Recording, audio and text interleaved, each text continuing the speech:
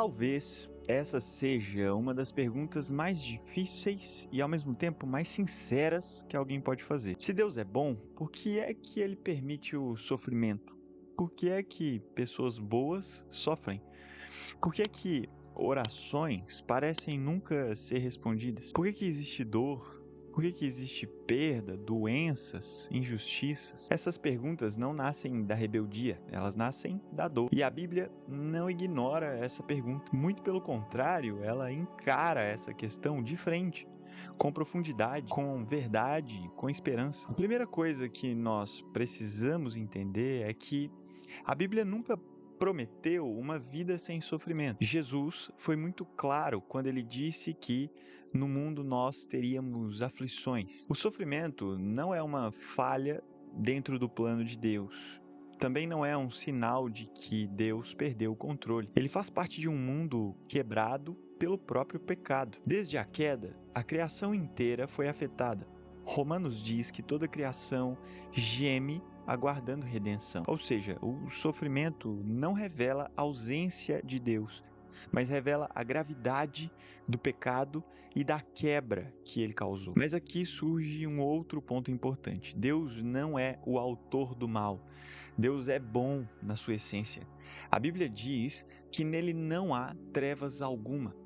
O mal não nasce do caráter de Deus, ele nasce da rebelião da criatura. O pecado distorceu tudo: relacionamentos, corpo, emoções, natureza, sociedade. O sofrimento é um sintoma dessa ruptura e não é um prazer divino. Deus não se alegra com a dor da humanidade. Quando nós olhamos para a história bíblica, nós vemos homens e mulheres piedosos sofrendo profundamente. Jó foi justo e sofreu. José foi fiel e foi traído. Davi foi ungido rei, mas passou anos sendo perseguido até pelo próprio filho. Jeremias foi chamado por Deus e viveu rejeitado. Paulo serviu com fidelidade e enfrentou prisões, açoites e até abandono. Isso nos ensina algo muito importante: sofrimento não é sinônimo de falta de fé. Às vezes é justamente o contrário. Deus permite o sofrimento, mas ele nunca é indiferente ao sofrimento. Um dos maiores erros que nós podemos cometer é achar que Deus está distante quando dói. Mas a Bíblia mostra um Deus que vê, um Deus que ouve e que se compadece. O Salmo diz que o Senhor está perto dos que têm coração quebrantado. Ele não promete ausência de dor. Deus promete que ele vai estar presente no meio da dor. E talvez o maior argumento bíblico sobre a bondade de Deus no meio de tanto sofrimento seja a cruz. Deus não explicou o sofrimento por distância. Ele entrou no sofrimento. Jesus não observou a dor humana do céu. Ele se fez homem. Sentiu fome, cansaço, rejeição, traição, dor física e morte. Na cruz, Deus sofreu conosco e por nós. Isso muda tudo. Um Deus que sofre com a gente não pode ser acusado de indiferença. A cruz também nos ensina que Deus pode usar o sofrimento para produzir algo maior do que nós conseguimos enxergar naquele determinado momento. O maior ato de injustiça da história, que foi a crucificação do Filho de Deus, se tornou o maior ato de redenção da humanidade. Isso não significa que todo sofrimento é bom, mas significa que Deus é poderoso o suficiente para transformar a dor em redenção, lágrimas em crescimento, caos em propósito. Muitas vezes Deus usa o sofrimento para nos moldar, para nos ensinar, para nos amadurecer.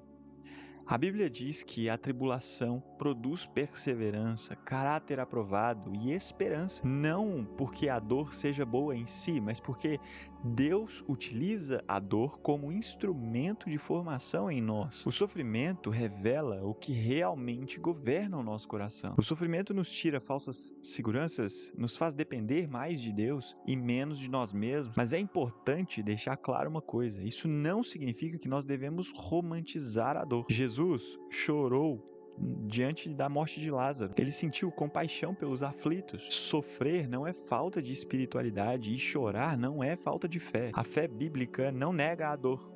ela apresenta a dor para Deus. Os salmos estão cheios de lamentos sinceros. Deus não rejeita as nossas perguntas, ele só rejeita as nossas indiferenças. Talvez você esteja vivendo um momento difícil agora e se perguntando onde é que Deus está. A Bíblia te responde essa pergunta. Ele está mais perto do que você imagina. Ele está sustentando você quando você acha que não aguenta mais. Fé não é entender tudo. Fé é confiar mesmo sem ter todas as respostas completas. E existe uma esperança final que o sofrimento não pode roubar. A Bíblia aponta para um dia em que Deus irá enxugar dos olhos toda lágrima. Um dia em que não vai ter mais dor. Não vai ter mais morte, não vai ter mais luto. O sofrimento não é eterno. Ele é real, mas ele é passageiro. A glória que nos aguarda é eterna. Essa esperança não elimina a dor que a gente sente hoje, é óbvio, mas ela nos impede de sermos destruídos por ela. Então, se você está sofrendo, saiba disso. Deus não te abandonou.